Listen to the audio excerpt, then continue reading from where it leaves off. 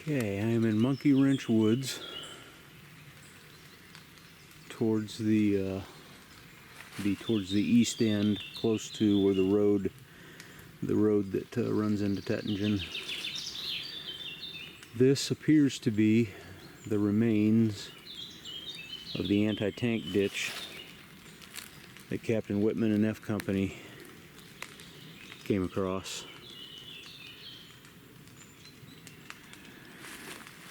They came up to this anti-tank ditch, followed it west until at some point they found a tree that had fallen across it, and they used it to cross, and then they came up and attacked German positions from behind.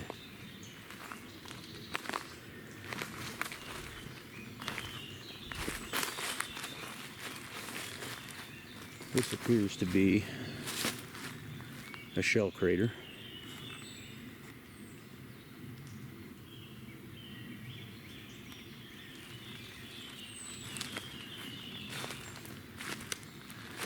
An anti-tank ditch winds on west for quite a ways.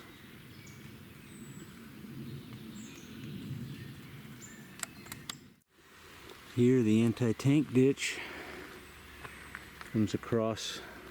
This road obviously has filled it in, but then it starts back up right in there and continues its run on west. It's kind of hard to see through that underbrush. That anti-tank ditch continues on. It's hard to tell where they crossed it.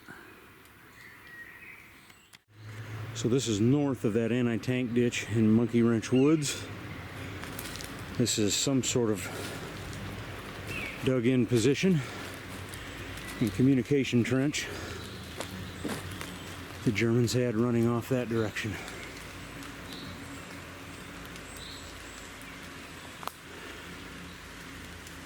You can see some foxholes, possibly shell craters. So my guess is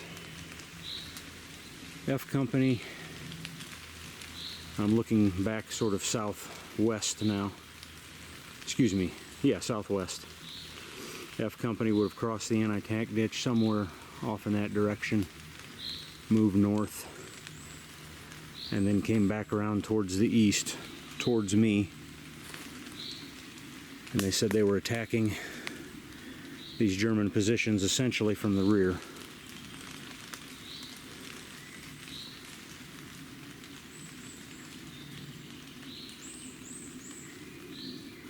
This would be looking east through Monkey Wrench Woods. Tettingen is right over that direction.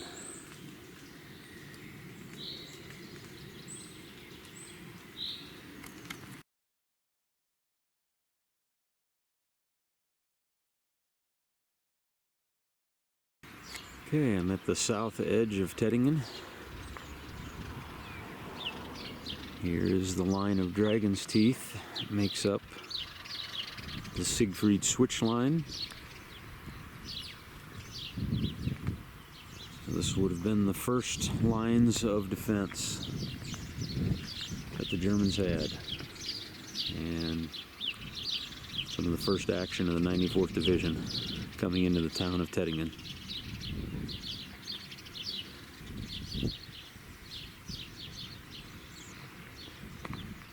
These Dragon's Teeth are still here, and they run for miles off to the east, that direction. And back off to the west, and just south of Tettingen is Monkey Wrench Woods. This is the church in Tettingen.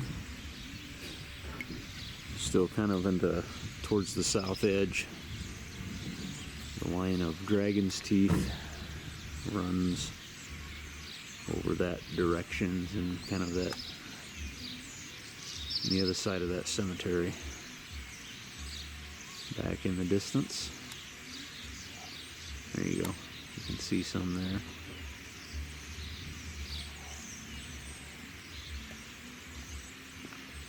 And this church was pretty severely damaged and was rebuilt for the most part, and the new refaced, with the exception of that plaque, and you can see all of the bullet hole damage from the fighting here in town.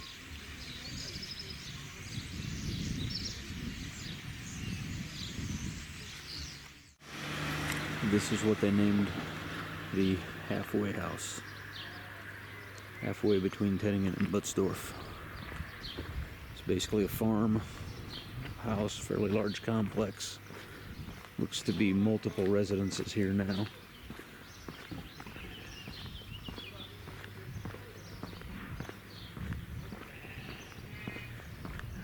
I would guess that used to be a shed that held farm equipment.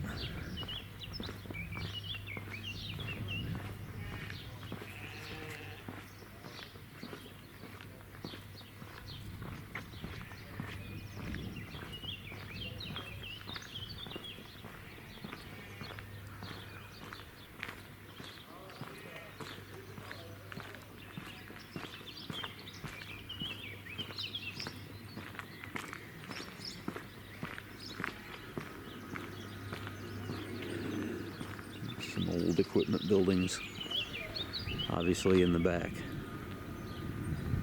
So, again, fairly large complex. Changed hands a few times, I think.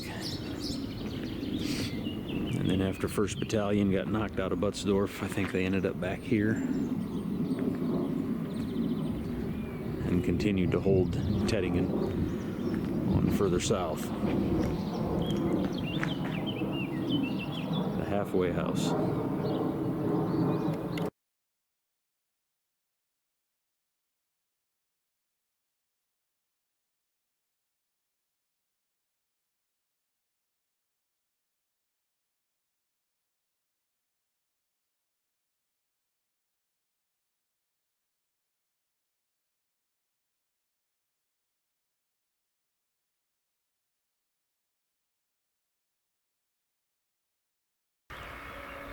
So on January 23rd,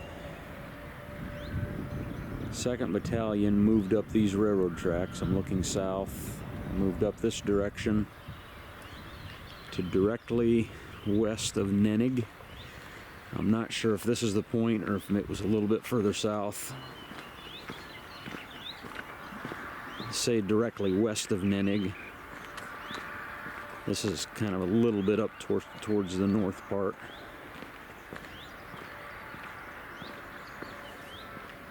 Then E Company attacked into northwest Nennig, which would have been right here. And it's tough to see with the trees, and of course these towns have grown together. 1st Platoon attacked into northwest Nennig, and then over here would have been Berg. 2nd Platoon attacked into Berg. And once they got about to where those houses were, they were pinned down by machine gun fire. There was a cemetery up there somewhere that I'm going to try to find where there was a machine gun position. G Company went on up into Weiss, up that direction, and they were stopped by machine gun fire from Schlossberg, which we can't really see here. It's over in that general direction. And then F Company inserted in between E and G, which probably would be right in that direction somewhere. We'll try to get a better look at some of those locations. So I believe that this is the cemetery. Somewhere right around here was a machine gun position. Right now I'm looking east. This is back around to the north.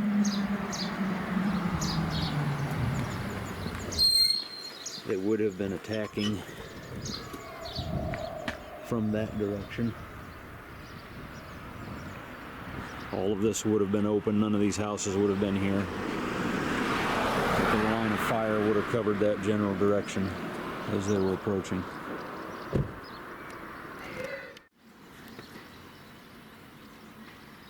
Another view of the cemetery. Schlossberg is over in that general direction. That would be looking north. I'm in northwest Nennig right now, roughly. Again, that would have been the direction that they attacked from, in the area that the machine gun was covering. Again, I don't believe these houses were here at the time, but I may be wrong. Town square of Nennig.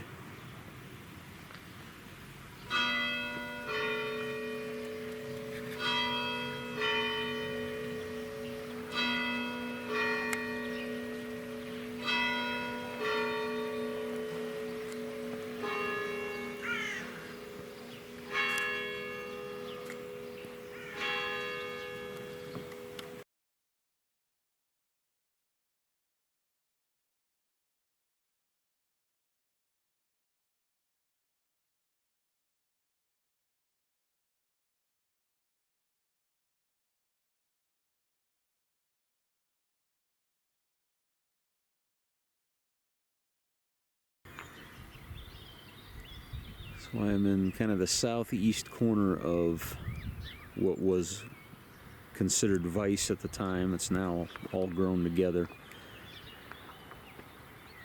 This is looking basically south into Berg. On January 24th, Nennig had been cleared, and so they renewed the attack on Berg. G Company attacked from roughly this point towards Berg and was stopped. Got trapped and pinned down in an anti-tank ditch, which was roughly, it looks like, about 2/3 of the way to Schlossberg, which is that building right there. And then F Company came from the other direction. They came from Nennig north towards Schlossberg. And they were also driven back.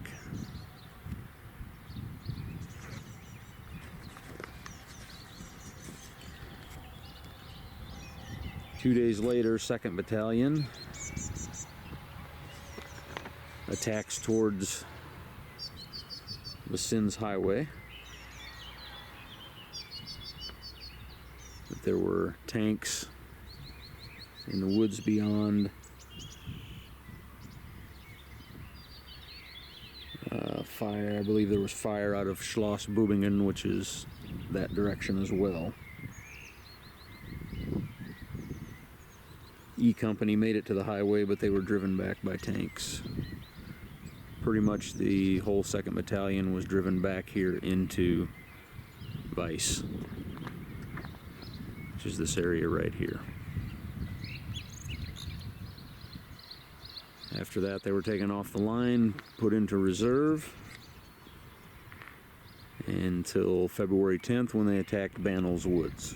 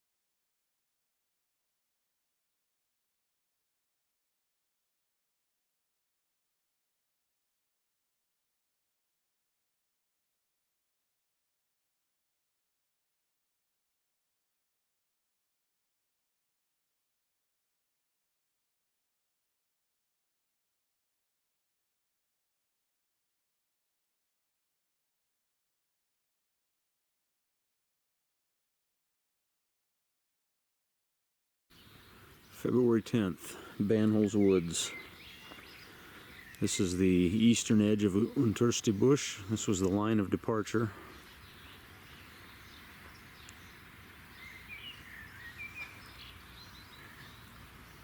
G Company went out that direction and followed that draw.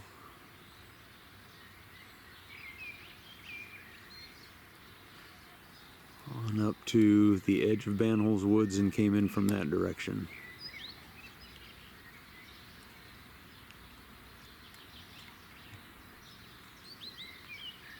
And F Company, it's hard to see from here, would have basically approached directly across all of that open field on up to the edge of Banholz Woods. I'll try to get to a shot back from that vantage point here in just a second. This is looking back towards the line of departure. It's where I was standing a little bit ago, filming back this way. So F Company would have made their way towards me, towards Banholz Woods, I believe along this path right here, very close to it. And this would have been the entry point of F Company. The southeast corner of Banholz Woods is right over there, and there were a couple of tanks hiding right around that corner.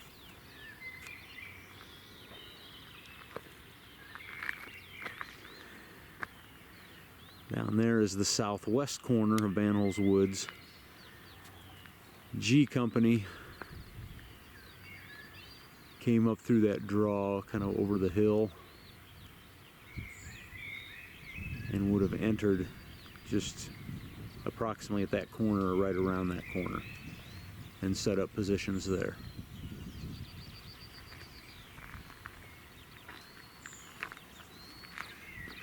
This is all along the southern edge, is sort of the southwestern face of Banholz Woods, back towards Sins in that direction. And again, the line of departure. Long way to go over open ground. That's why G Company took that draw for a little bit of cover. Okay, so I'm at the southeast corner of Banholz Woods, looking back towards the line of departure. G Company would have come up this draw and basically straight up towards me, up this hill, and entered into Banholz right here. Set up positions along this area. Off in the distance there is Geisbusch. Oh, I don't know if this will come through. I'm standing right down here in this corner. Up in the distance is Geisbusch, where there were tanks hiding and observers directing artillery. The tanks made their way over towards Banholz, and this is where they had the bazooka skirt plating that prevented them from getting any damage from the bazookas. Back that direction would be the line of departure and the draw that they came around.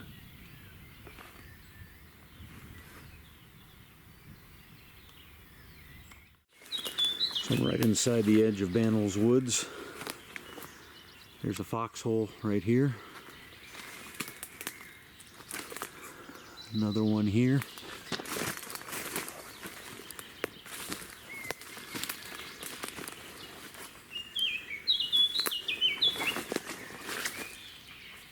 All sorts of little dugout areas, some of which may be shell craters, some of which are foxholes. It's a little bit difficult to tell.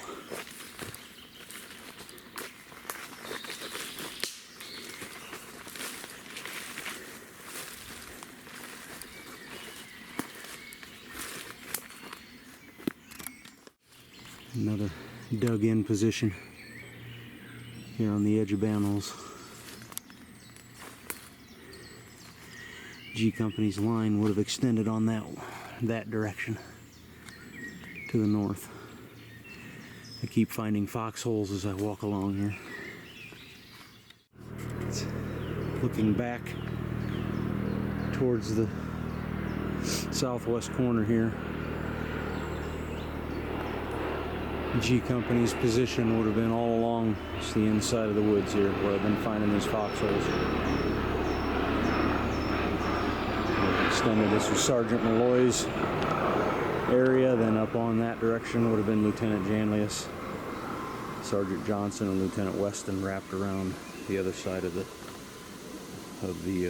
toe of the boot. So this is up sort of at the top of the foot, I guess you would, kind of in the center of Banholes Woods. This would have been the foot area. Again, this was all Company G's area of responsibility. Geisbusch, where the tanks were, and mortars and observation.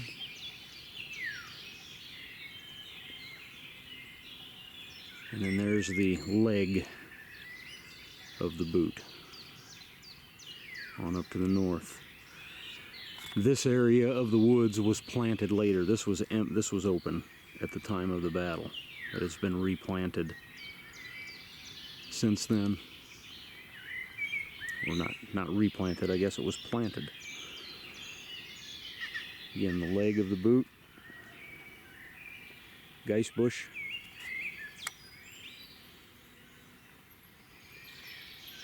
and then the top end, the north edge of the foot of the boot, Company G. I'm guessing this is one of the areas where they encountered Captain Whitman and F Company. When they got up towards the north end of the boot leg, they encountered estimated between 30 and 50 Germans dug in. It's kind of a dumping pit now, but I'm guessing this was one of their positions. The way the dirt was piled up here, all the way around. This was definitely a position of some kind. Undergrowth is really thick and tangled here. So that's Captain Whitman and his group would have been approaching from that direction. That's looking back south. This is looking back north, and then that is west, kind of along the line that these Germans were dug in.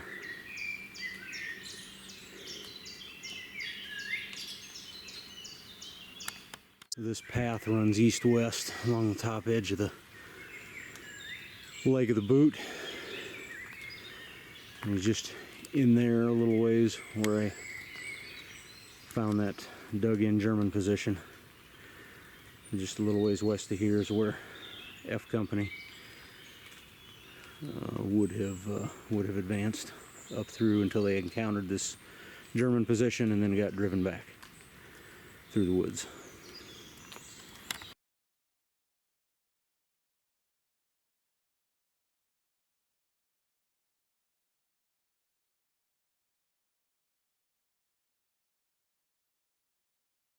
I'm at the top of the leg of the boot of Banholes Woods. A little orchard over there now. That is Geisbusch. So after Banholes Woods was cleared, this would have been the approximate location Herman Thornton was standing when he noticed some Germans over there in Geisbusch. He went to report it, and a mortar shell landed and took his leg off.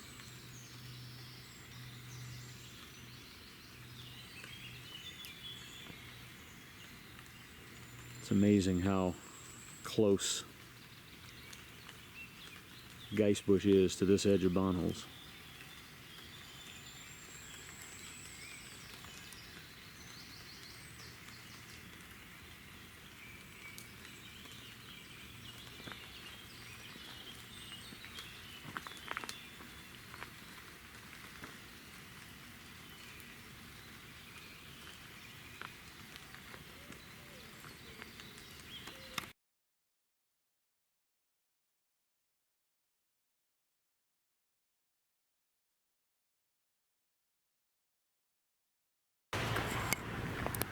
So on February 20th, 2nd Battalion moved east out of Weiss along this highway. There's Schlossberg in the distance to the south. Somewhere along here, said they came to a draw, which I'm guessing was maybe down in there, around here somewhere, but then they headed north. It may have very well been through this path here. They headed north into those woods beyond, where they ran into harassing fire. They were attacking the town of Kreuzweiler, which is north beyond those woods. They had marching fire through those woods. When they got to the other side, they were still to the west yet of Kreuzweiler, so they shifted right and then moved on into the town of Kreuzweiler after clearing those woods.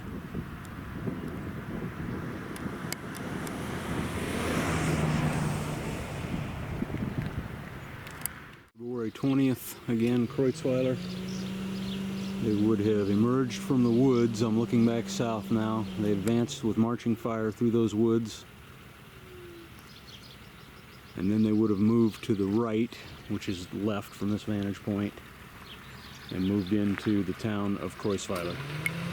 I'm on the south edge, kind of the southwest corner of Kreuzweiler right now. F and G would have moved through this town and cleared it out.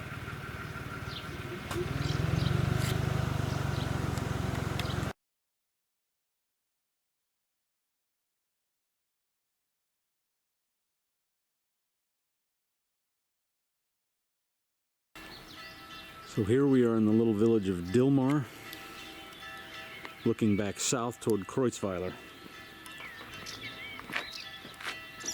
After the 2nd Battalion had cleared all the houses and secured Kreuzweiler, a counterattack came in from Dilmar down these roads here. The 919th had already had this road junction zeroed in. And so when the tanks and infantry, the whole counterattack got to this point, the 919th shelled this road junction and drove back the counterattack.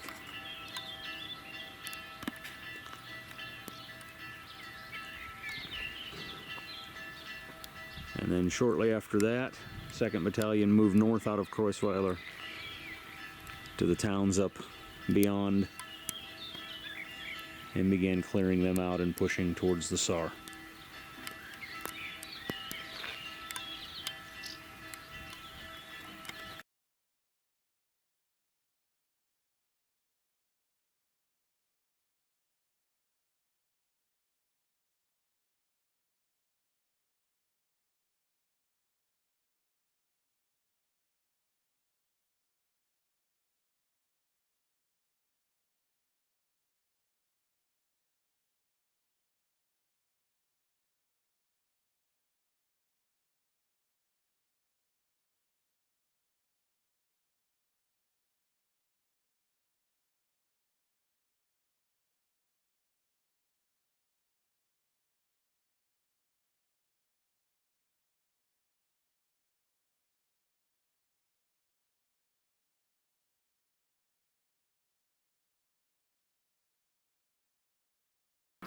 During the day, and he says we saw just a column of American soldiers walking down from Isle through the open field, and he said we couldn't believe that they just sent their men out into the open like that.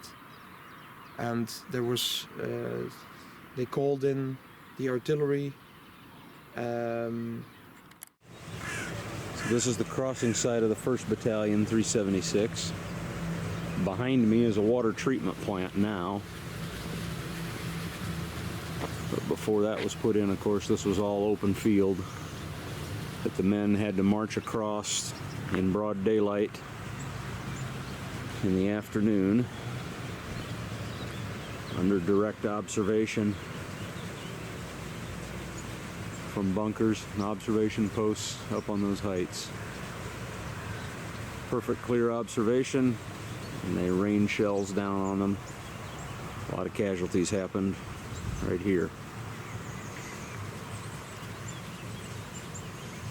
Railroad tracks are where E&F Company came down this way. They crossed further down the river. With 2nd Battalion, E&F Company followed those railroad tracks.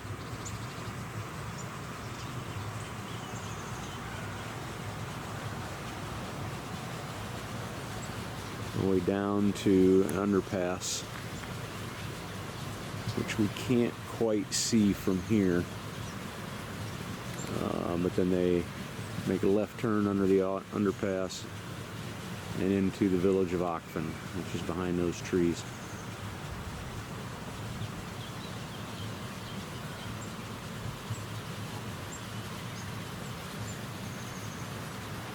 That is where the original site of a German pontoon bridge was, but they had destroyed it before 94th cleared the triangle. So right here was a machine gun emplacement just above Ockfen.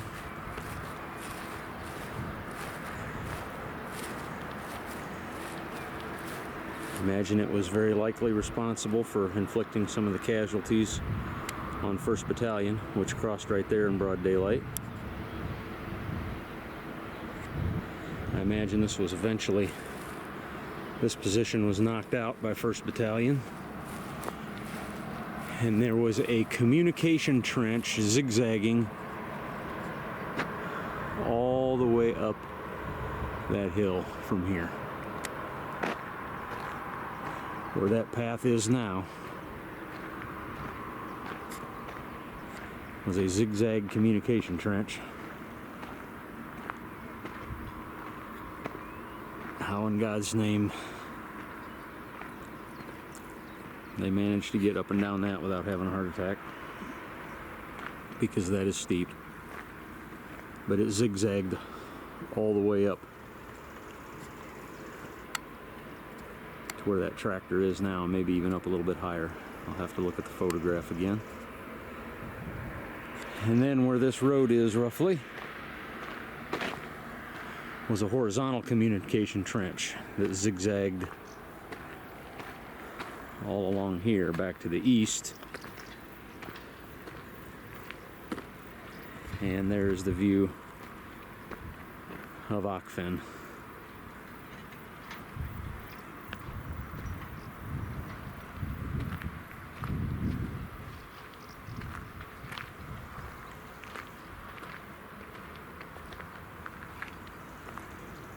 The old mill is back that way behind the trees. You can't quite see it from here. And of course there's the road that leads back to the underpass that E&F Company took to assault the town. My guess is after taking the mill, E&F Company went down that road right there, one on the right and one on the left, each taking half of the town.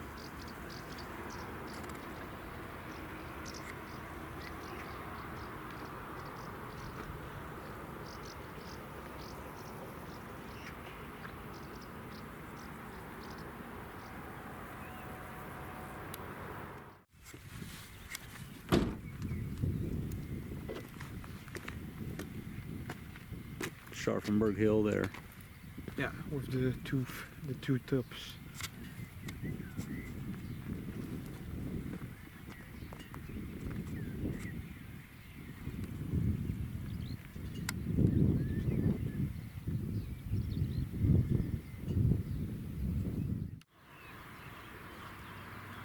So this is the 2nd Battalion crossing site. This is a creek that comes up to the Saar. Colonel Martin said they approached through a ditch. It was probably frozen over at that time.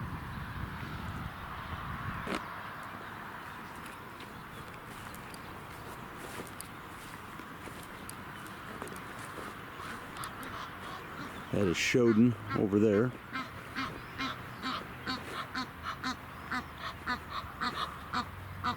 So they would have crossed in this vicinity.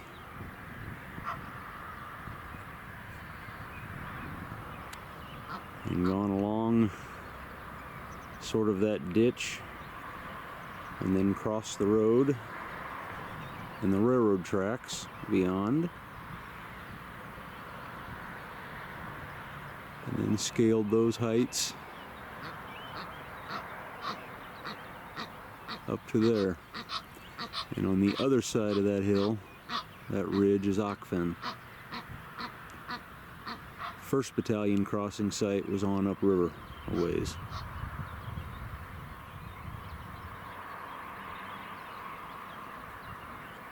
So Colonel Martin, G Company, staff, Grandpa, all would have gone up that direction. And E Company and F Company followed the railroad tracks all the way down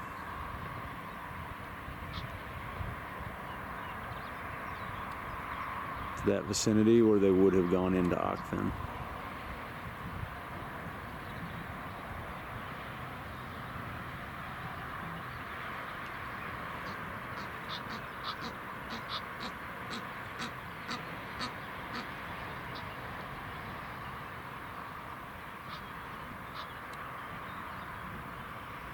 It's incredible. That's quite a climb.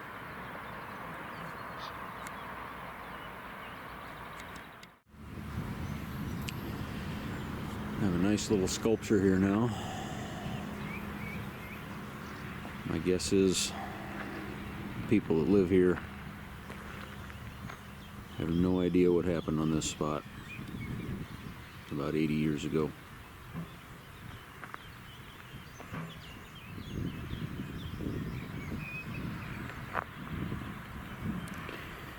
Off in the distance are those open fields that 1st Battalion walked across to the riverside where they got hit with shelling.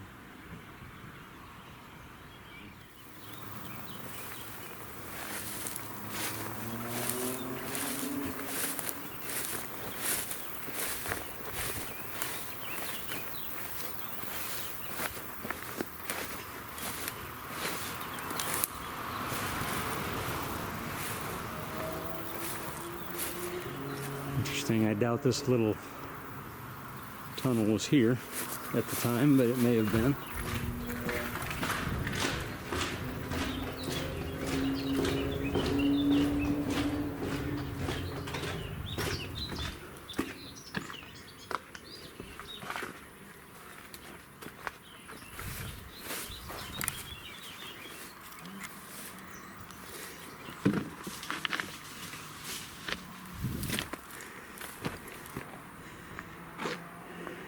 On the other side of the tracks here, E and F Company went on down those tracks and crossed at the underpass. G Company, Colonel Martin, Grandpa went up into that mess somewhere. Just unbelievable. Up to the top of those heights.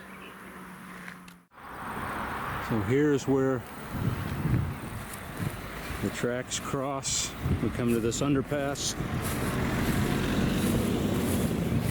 This is the underpass that E and F Company went under to assault the town of Akfen.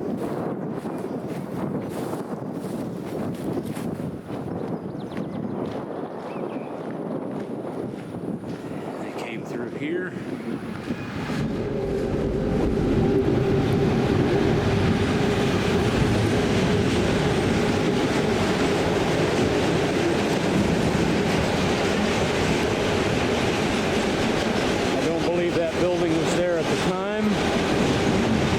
This was a mill right along the stream. This was the first building they came to and captured, and then headed into the town beyond. And they got about halfway through, and the counterattack from the east to the other end of town drove them back onto the heights up above.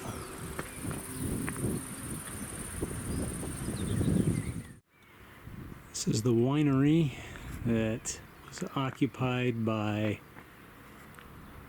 I think, F Company, but I'm not sure. I'll have to look at my notes. Not sure if this is still operating or not. There was a car around back. Okfen is straight down the hill. That's looking back to the west and up to the top of the ridge. Long ways up. Okay, I am up the top of the hill above Okfen. That would be looking into the town. Most of these trees weren't here at the time, and you could see into town. The tree line began, I believe, right behind me at that time. That's up at the top of the ridge. And right here is what looks to be a shell crater, probably a 155, pretty good size one. And there is a dug-in position, foxhole right over here.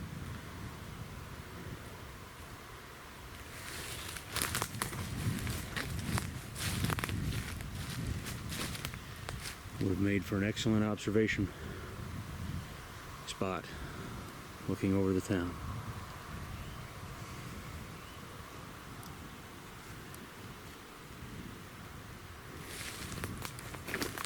Probably a good spot for an artillery observer.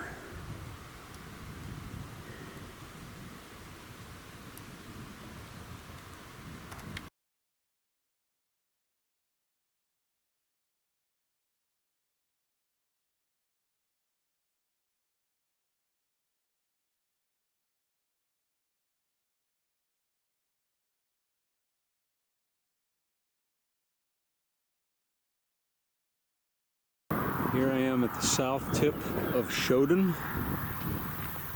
This is a triangle-shaped field at the very south tip of town. There were some bunkers in this field. This is where the platoon of F Company got trapped and ultimately had to surrender at about 2 o'clock in the morning. I think it was February 25th or 26th after the Saar crossing. Again, this is the south tip of Shoden. The Saar River is right over there. There's the road, and then there's the railroad tracks. There's the heights north of Okfen. So the story that my grandpa often told about having to observe that battle, he was up on that hillside somewhere, getting shot at every time he stuck his head out of the foxhole. Colonel Martin tried to come down these railroad tracks, which curve around towards Okfen. At some point along his trek to try to relieve the men in these bunkers, Colonel Martin was wounded by a mortar shell on those railroad tracks and had to be evacuated.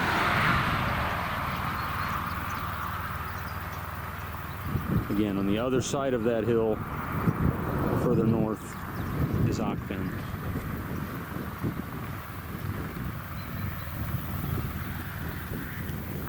The bunkers, of course, are gone now.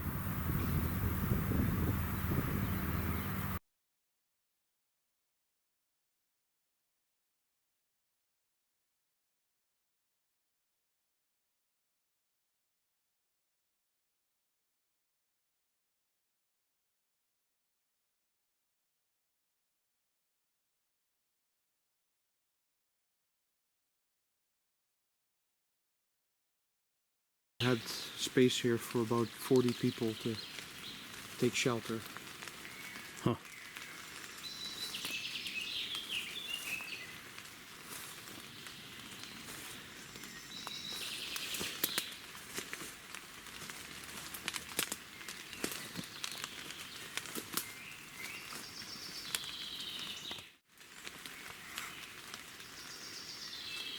So is that a doorway or a... I think so, yeah.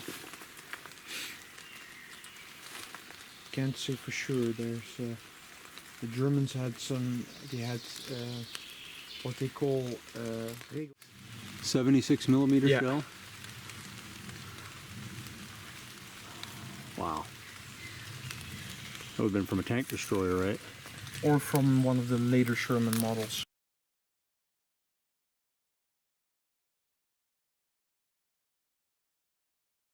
From the 6th? He was, yeah, it's 6SS Gebirgsjäger Division Nord.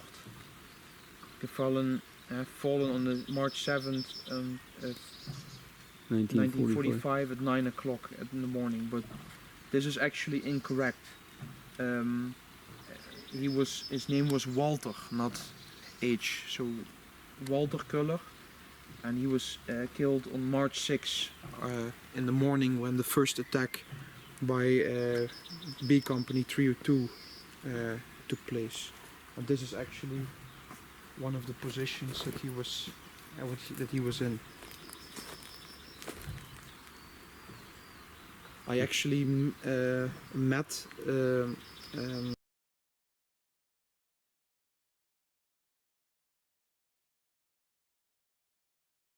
is the base of the old bridge. Okay. So if you look over to the other side, you can still make out where the rest of the bridge had been. Okay. And there was a conveyor belt here. So there was a plant where they would process the stones from the quarry. Mm-hmm. And they would come over the conveyor belt that was over the bridge. There was also a place for, cars and stuff to go over. But that was blown up by the Germans and was laying in the water. And Jerry Fatora, the C Company 302 veteran I talked to you about, he said when we had to cross, the crossing site was closer to the to where the factory, the processing, quarry. yeah, the processing plant was. He said when we had to cross here, it was very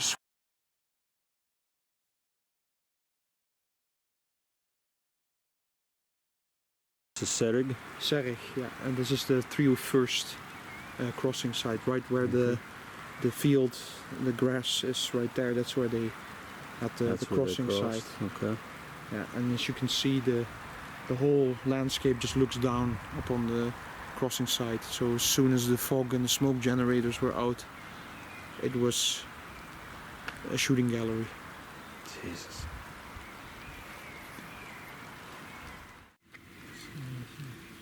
In this mass grave, there's 65 known soldiers and 30 unknown soldiers buried. And I think this one, J. Freter, was later added or identified later. Wow. I think there's around 1,000 German soldiers buried in this cemetery. And this is the rank. So this is Panzergrenadier.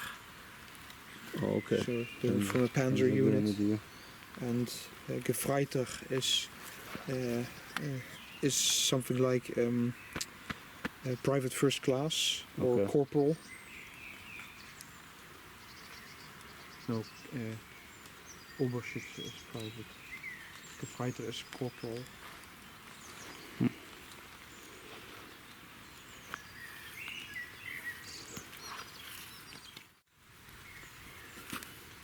February 3rd? Ja. Obergefreiter Heinrich Menges. He was 22 when he got killed.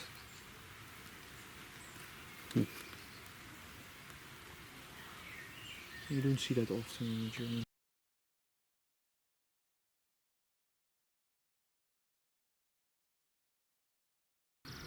So here we are, the 94th Division Peace Monument. A little disappointing to see the litter here, but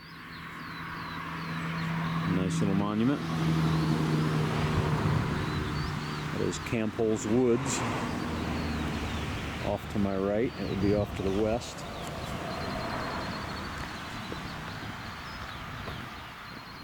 Town of Sins is back that direction. We're up atop Munzingen Ridge, and you can see, from Campbell's Woods, on the other side of that would be Tettingen and Butzdorf, all of the towns that they fought in. Germans were up here with excellent visibility.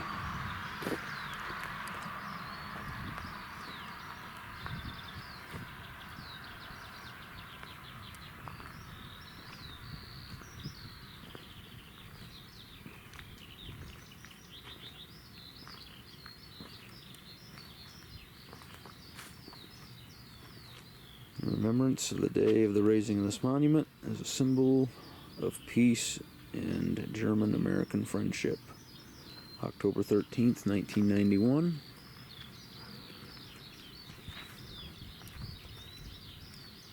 This memorial was originally just down the road a little ways at an intersection they called Potsdamer Platz. Very heavily shelled, busy intersection that kind of a key supply route. And Company M, the 302nd, lost some men there. They redid, widen that road, and they had to move the monument, so they decided to create this and move it up here.